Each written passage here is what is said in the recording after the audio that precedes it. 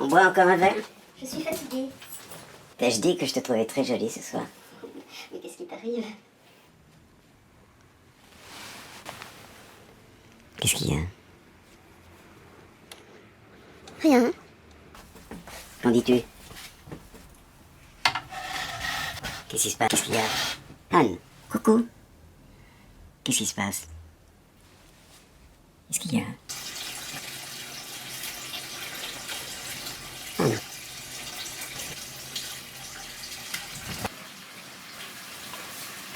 Mais tu fais quoi? Tu avais laissé l'eau couler. C'est une blague? Pardon? Quelle plaisanterie? Je ne comprends rien. Sur quel ton tu me parles? Qu'est-ce qui te prend? Écoute, Anne, arrête ce jeu. C'est pas drôle. Mais quel jeu, bon Dieu? Qu'est-ce qui se passe? Pourquoi tu n'as pas réagi? À quoi? À quoi? Bah, à tout, à moi. Quand ça? Là, à l'instant. Tu es certaine de se passer. Tu étais là, assise, et tu n'as pas répondu. J'ai pris ce torchon, je te l'ai posé sur le visage.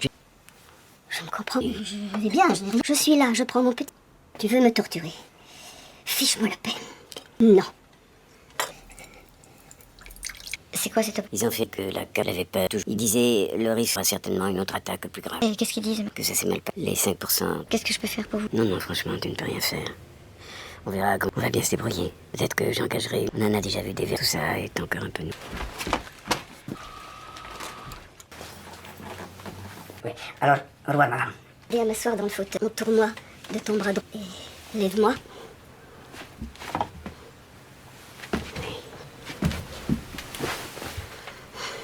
Je suis tellement content que tu sois revenu. Promets-moi une chose. Quoi? Je t'en prie, ne me ramène plus jamais à l'hôpital. Tout va bien? Tout va bien. Tu n'es pas obligé de me tenir la main tout le temps. Je suis capable de m'occuper toute seule, tu sais. Et n'aie pas mauvaise conscience. Ce serait absurde et pesant. Pour moi, je suis pas une handicapée.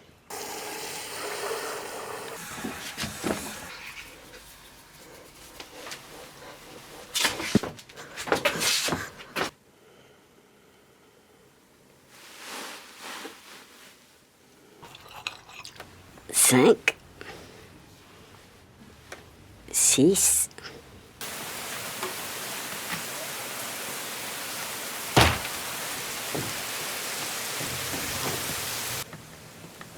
Vraiment la spécialiste des surprises. Tu penses que tu es un poids pour moi.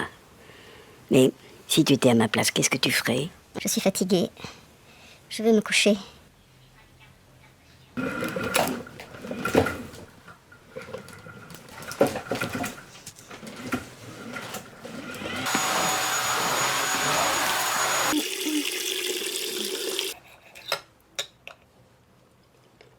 Qu'est-ce que tu fais? C'est pas possible. Mais tu peux pas appeler quand tu as besoin de quelque chose? Je suis désolée. Oui, moi aussi. Qui est-ce? Y a quelqu'un?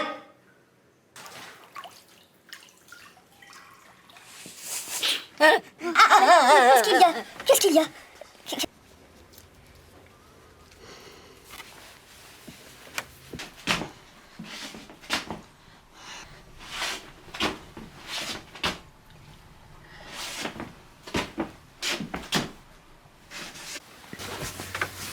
Tu es trempé. Un drame.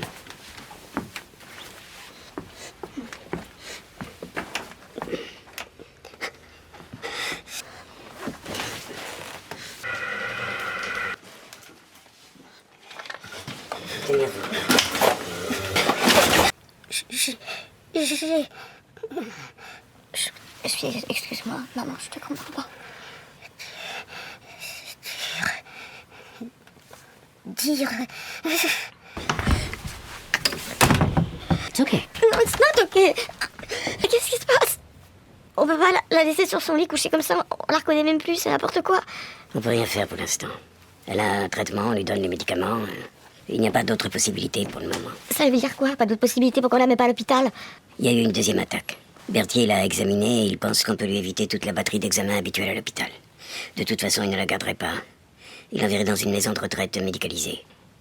Ce qu'on fait dans ces maisons, on peut très bien le faire ici. Et puis, elle n'ira pas dans une maison de retraite. Je lui ai promis.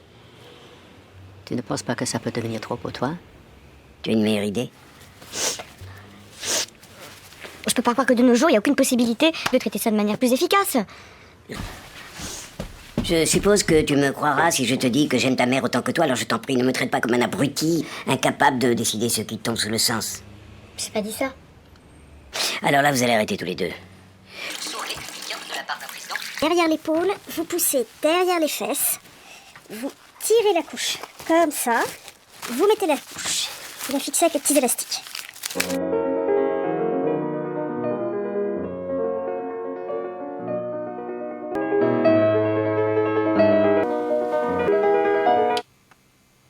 Voilà, ma chérie, j'espère que tu vas aimer. J'ai rajouté un peu de jus de pêche. Je trouve que c'est pas mauvais.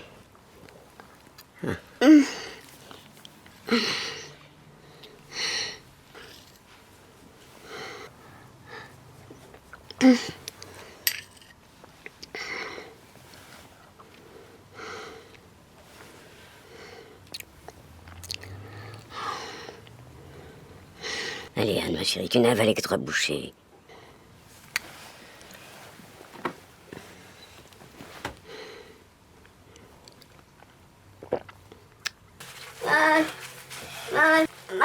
C'est fini, il n'y a plus que... Très bien.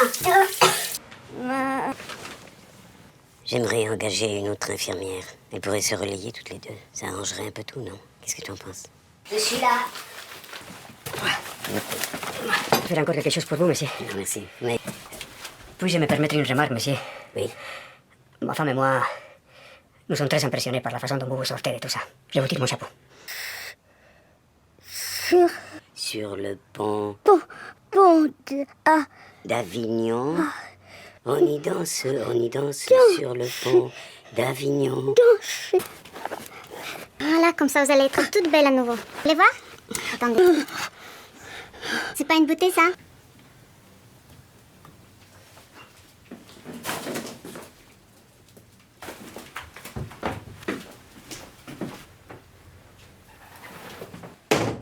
Un méchant vieux bonhomme. Toujours quelqu'un vous traite comme vous traitez vos patients. Il n'y a aucun moyen de vous défendre. Allez, maintenant disparaissez. Et ouvre la bouche. Ouvre la bouche. Anne, je t'en prie.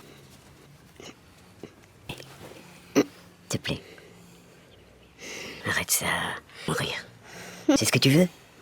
Allez. S'il te plaît. Oh, nom de Dieu. M'obliger à te laisser mourir de soif. Si tu t'obstines, je vais être obligé d'appeler le docteur Berthier, il va t'envoyer à l'hôpital. Mourir artificiellement. Je t'ai promis de t'épargner ça, mais tu dois m'aider. Je suis dépassé. Bois ça maintenant. Voilà. C'est bien. Allez, bois. Excuse-moi. Pardon. Qui est-ce? Eva? Un instant.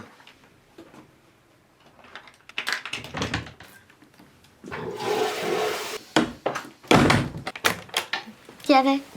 Rien, j'étais aux toilettes. Pourquoi cette visite surprise?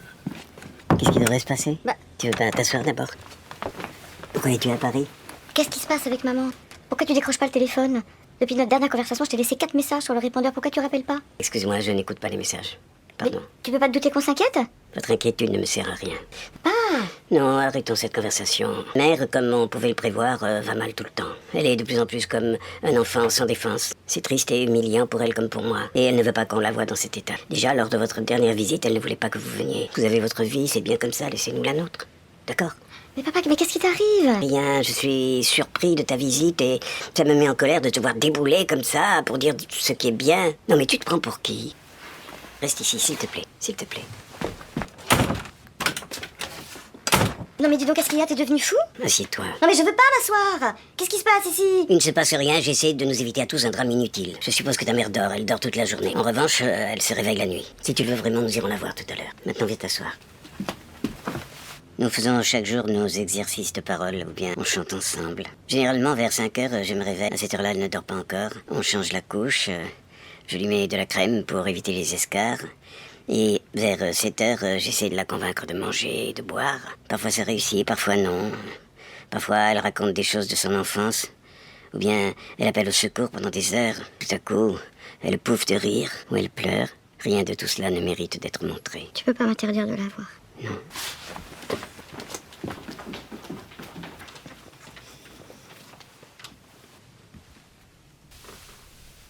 C'est moi, maman. Maman.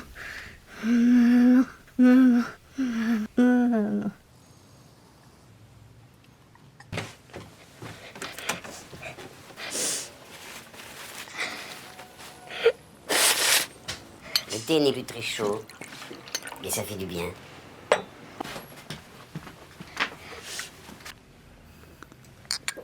J'ai été idiot de fermer la porte tout à l'heure. Excuse-moi, j'ai été pris au dépourvu. Je suis désolé. Comment ça va se passer maintenant? Comment ça va se passer? L'infirmière vient 3 fois par semaine. Tous les 15 jours, le docteur Berthier et la coiffeuse. C'est ce que tu voulais savoir? Non? Ça va se passer comme ça s'est passé jusqu'ici. Ça va aller de mal en pis, ça durera, et puis un jour, ce sera fini. Tu peux pas continuer comme ça, papa. Non? Non. Qu'est-ce que tu proposes? Tu veux pas qu'on parle sérieusement, toi et moi? Qu'est-ce que tu appelles parler sérieusement? Tu veux prendre maman chez toi? Tu veux l'expédier dans une maison de retraite, c'est ça que tu veux? Hein? Allez, parle sérieusement avec moi. Toute longue.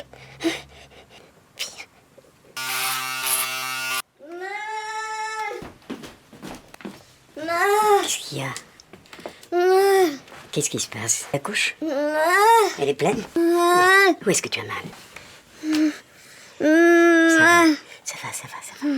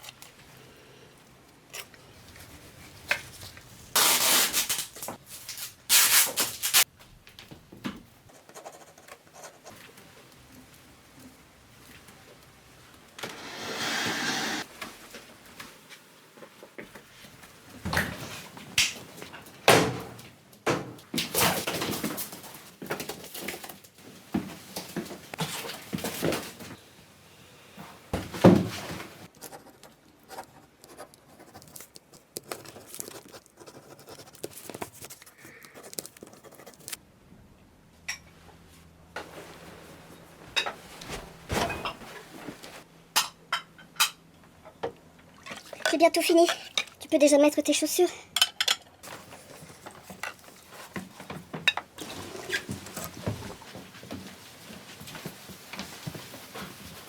Merci. Tu ne prends pas de manteau?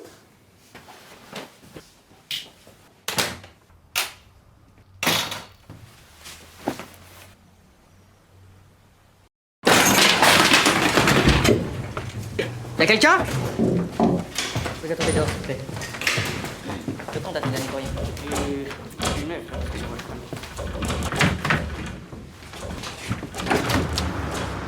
La porte est ouverte! C'est vous qui avez ouvert la fenêtre?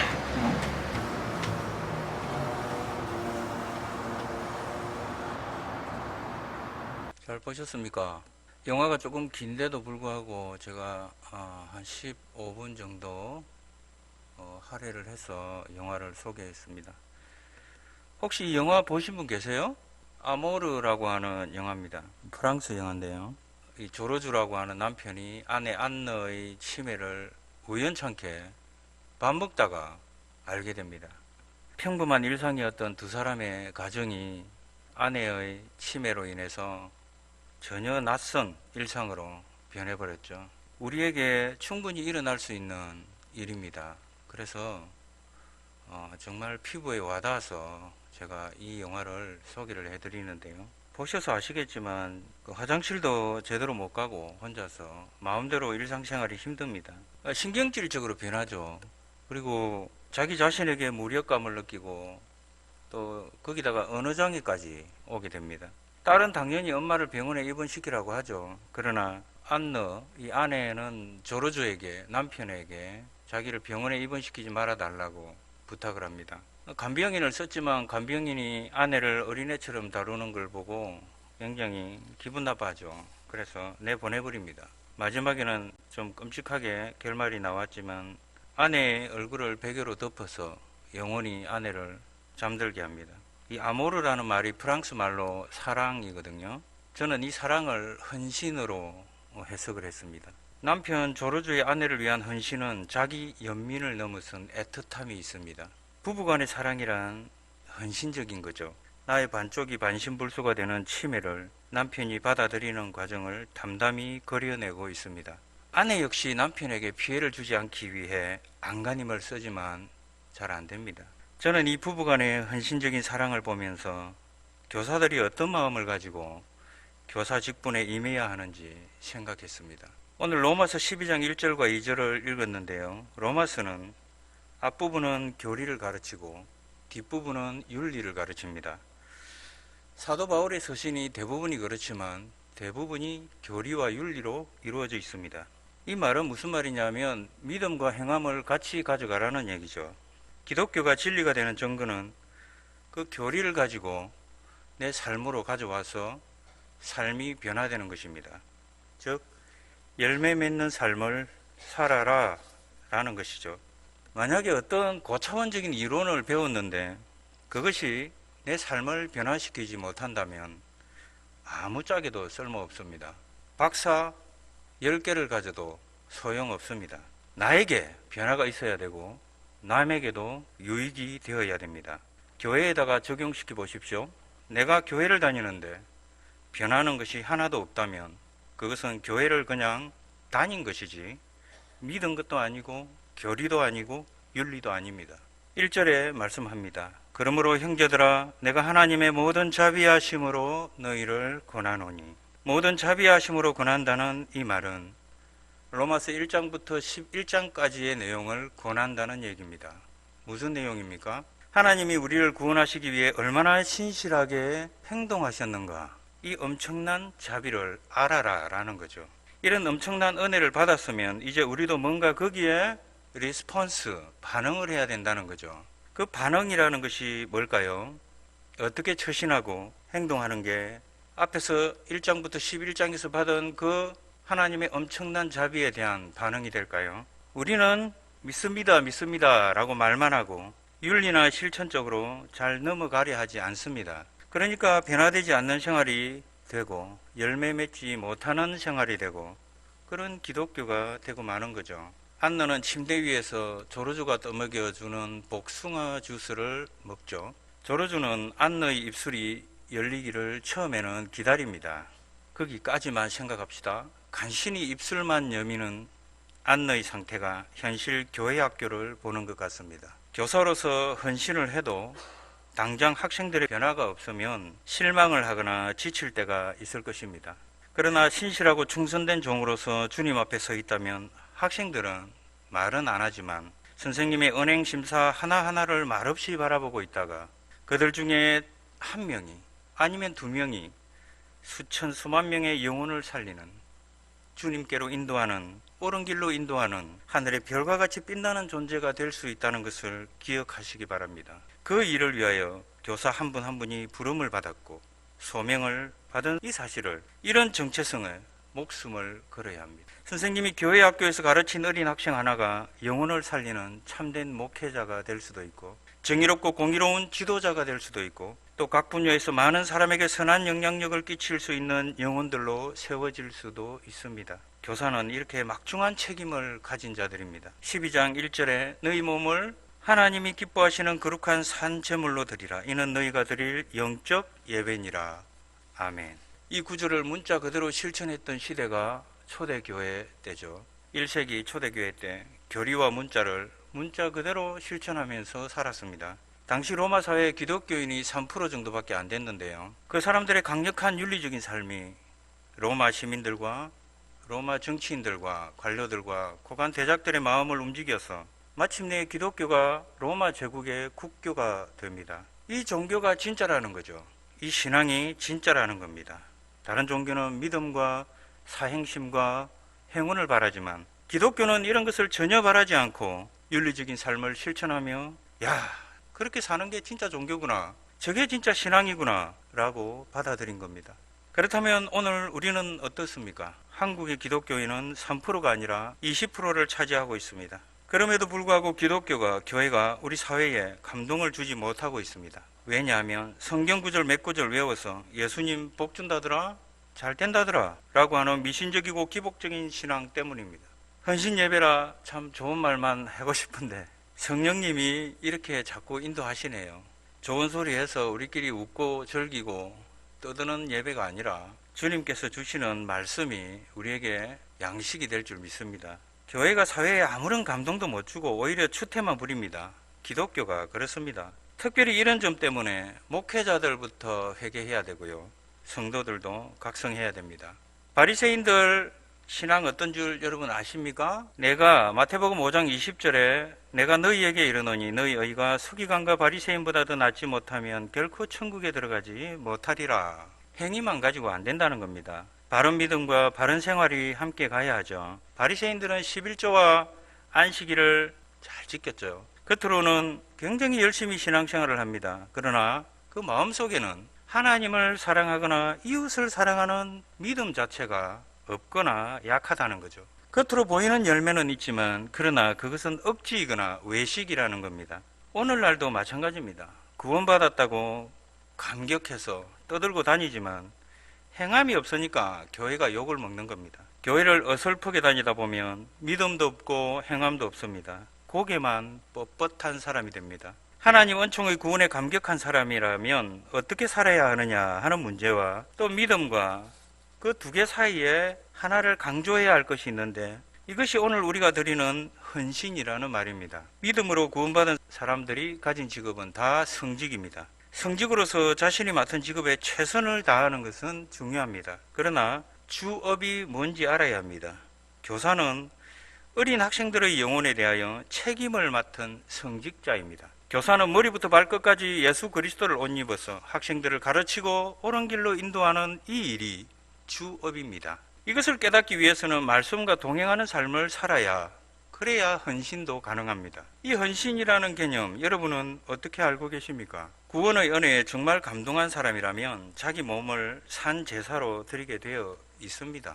자기 몸을 드린다는 말은 몸만 드린다는 것이 아니라 영과 혼과 몸, 우리 삶, 우리 인생 전체, 나의 삶 전체를 산 제사로 드린다는 겁니다. 즉 헌신한다는 말이죠. 몸으로 하는 일상 전체, 삶 전체를 하나님 앞에 살아있는 제사로 드리는 겁니다. 하나님 앞에서 예배의 삶을 살아라. 예배의 삶, 영적 예배라고 표현하는 겁니다. 사실 이 영적 예배라고 하는 NIV 성경에서의 이 해석은 잘못된 번역입니다. 이 말은 헬라어로 로기코스라고 하는 말인데요. 이 본문에서는 로기켄이라고 쓰이고 있습니다. 이 단어의 원래 뜻은 합리적, 이성적, 메타포리칼, 은유적이라는 뜻입니다. 그러니까 이 원래의 뜻을 번역을 하면 이렇게 되는 거죠. 합리적이며 이성적인 예배니라. 영적인 예배니라가 아닙니다. 로기코스라는 이 말은 영적인 것과 아무 상관이 없습니다. 그런데 어쩌다가 이것을 영적으로 해석을 하게 되었는지 잘 모르겠습니다. 그래서 성도들이 걸핏하면 영적이라는 말을 입에 달고 삽니다. 여러분, 말도 안 되는 소리 하지 마라 라는 말 아시죠? 말을 했는데 그게 말이 안 되면 그냥 공중에 흩어지는 소리가 된다는 말입니다. 그래서 이 로기코스라는 말은 야, 그거 말 되네? 이런 뜻입니다. 말이 되는 예배를 드리라는 거죠. 내 자신의 삶을 드리는 예배는 기독교가 유일합니다. 그래서 너희 몸을 산 제사로 드리라는 겁니다. 로마서 1장부터 11장까지 하나님이 베풀어 주신 그 자비에 우리가 정당하게 반응하는 거죠. 고린도후서 5장 14절 말씀에 한 사람이 모든 사람을 대신하여 죽었은즉 모든 사람이 죽은 것이라. 예수님이 죽었기 때문에 우리가 살았습니다. 그렇게 산 자들은 15절에서 그가 모든 사람을 대신하여 죽으시면 살아있는 자들로 하여금 다시는 그들 자신을 위하여 살지 않고 오직 그들을 대신하여 죽었다가 다시 살아나신 이를 위하여 살게 하려 함이라. 이렇게 반응하며 살라는 것입니다. 우리가 주일에 오후 예배 드리죠. 찬양하고 설교하고 합치면 1시간 정도 되는데요. 이 예배는 우리 삶의 시작입니다. 한 주간에 이어질 삶으로 드리는 예배의 시작이라는 거죠. 그런데 대부분 교인들은 주일에 교회에서 예배 시간에만 드리는 예배만이 진짜라고 생각하죠. 그게 아니라 실천적 예배가 한 주간 지속되는데 우리가 세상에 나가 살아갈 때 그 모든 시간이 다 예배라는 겁니다. 좋은 예배 드렸다, 예배 은혜로웠다, 예배 뜨거웠다 라고 말하죠. 교회 장의자 밑에 내 이성과 합리성을 숨겨놓고 아무 생각 없이 미친 듯이 열광하는 것을 좋은 예배라고 생각하는 겁니다. 기도도 미친 듯이 하고 찬송도 미친 듯이 하고 그래야 좋은 예배인 것처럼 느끼는 거죠. 자기 감정에 충실한 겁니다. 그런 예배는 미신적인 예배, 무당 예배입니다. 예수 무당만 키우는 거죠. 그거 아닙니다. 그냥 내 감정에 충실한 거죠. 바울은 우리한테 어떤 예배를 드리라고 합니까? 합리적인 예배, 이성적인 예배를 드리라고 합니다. 그 예배는 하나님 앞에 우리 일상을 전체 다 예배로 드리는 겁니다. 교회에 여러분 헌신 예배가 몇 개 있습니까? 남 전도의 헌신 예배, 여 전도의 헌신 예배, 오늘처럼 교사 헌신 예배. 이렇게 헌신 예배라고 제목 정해놓고 아무 의미 없이 헌금 1,000원짜리 10,000원짜리 드리고 찬송가 하나 부르면 그것을 헌신 예배라고 하면 그건 엉터리입니다. 예수님을 믿고 거듭나는 순간 내가 나를 위하여 사는 것이 아니라 아까 고린도서도 얘기했듯이 내 삶을 전적으로 죽든지 살든지 먹든지 마시든지 무엇을 하든지 나를 위하여 죽었다가 다시 사신 그분만을 위하여 살아야겠다고 결단하는 자세로 드리는 예배가 헌신 예배입니다. 교사라는 책임 있는 자리는 목회자 반열입니다. 그렇다고 우쭐하거나 직분에 따라 선을 긋는 그런 세상적인 차원으로 그 자리를 섬기라는 말씀이 아니죠. 우리에게 선생님은 예수 그리스도입니다. 예수님의 사랑은 이 세상의 사랑과 비교할 수 없죠. 교사는 예수님의 그 사랑, 도저히 감당할 수 없는 그 사랑을 몸에 새겨야 하는 사람들입니다. 몸에 새겨진 예수님의 사랑 때문에 피 흘리고 침뱉음을 당하는 그런 각오를 해야 하는 것이 교사의 직분입니다. 양다리를 걸쳐놓고 여기 조금 저기 조금 간보는 신앙생활 하면서 헌신한다고 하면 안 됩니다. 유치한 신앙 수준을 벗어나야 합니다. 유치한 신앙생활을 유지하면서 우리 삶을 온전히 드린다고 한다면 이것을 참되고 영적인 것이라고 할 수는 없습니다. 학생들을 대할 때도 예수 그리스도의 본을 받아서 생명을 다하고 뜻을 다하여 주님께 하듯이 교회 학교 학생들을 섬기는 것입니다. 이렇게 학생들을 가르치고 인도하는 자리에 부름을 받은 분들이 바로 교사라는 직분입니다. 그러므로 교사는 죽기까지 낮아지고 죽기까지 나를 부인하고 교회 학교를 섬겨야 합니다. 요즘 학생들 어렵죠. 부모님도 힘듭니다. 정말 섬기기 힘듭니다.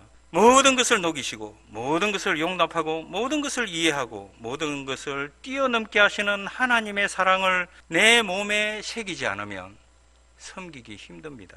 이 세상에 가장 좋고 높고 크고 많은 것을 성취하는 것과 감히 좋게 비교할 수 없는 자리가, 그 영광의 자리가 바로 교사의 자리입니다. 세상 방법으로 학생들을 교육하는 것은 진리 바깥의 학생들을 방치하는 것입니다. 말씀으로 학생들을 먹여야 합니다. 말씀을 먹여야 진리 안에서 자유가 뭔지 깨달을 수 있습니다. 선생님은 성령 하나님이 학생들을 업고 안고 다닐 수 있게끔 길을 터주는 역할만 하면 됩니다. 그러자면 어떻게 해야 됩니까? 선생님이 먼저 진리 안에서 자유로워야 됩니다. 내 나이만큼 성경 66권을 양식 삼아 읽고 먹어야 합니다. 악한 것들은 하나님의 사람들을 양식으로 삼죠. 믿음은 들음에서 납니다. 우리의 주인 되시는 하나님의 마음을 알아야 합니다. 그 마음을 아는 방법은 말씀을 읽는 방법밖에는 없습니다. 교사는 성령 하나님께 세상이 주는 것과 비교할 수 없는 하늘의 지혜를 구해서 학생들을 영의 양식으로 가르치고 양육해야 합니다. 그렇게 하려면 하나님을 알아야 하죠. 선생님들이 정말 예수 그리스도의 인격을 온몸으로 영혼에 담아 학생들을 섬긴다면 학생들도 예수님의 인격을 옷 입게 되는 겁니다. 이렇게 성장한 학생들은 무엇을 하든지 서 있는 그 자리를 성직으로 살아갈 것입니다. 우리는 예수 그리스도의 제자죠. 제자라면 훈련을 받아야 합니다. 교사는 생명을 내어주는 훈련이 있어야 합니다. 예수님의 생명을 내어주셔서 우리가 구원받았잖아요. 그 가치를 이 세상에 무엇과 비교할 수 있겠습니까?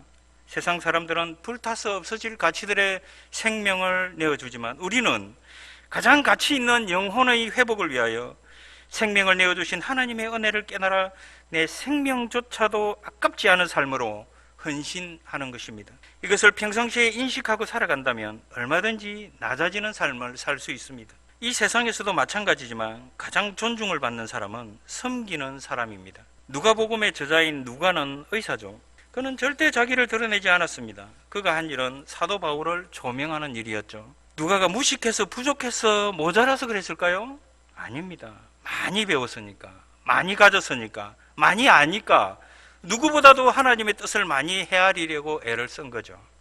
많이 배우고 많이 가지고 좋은 자리에 있으면서 경망에 행하고 직권을 남용하는 것이 아니라 똑똑하고 잘났다고 생각한다면 낮아지는 것입니다. 이렇게 할 때 하나님께서 갚아주시는 그 감동은 이루 말로 표현할 수가 없죠.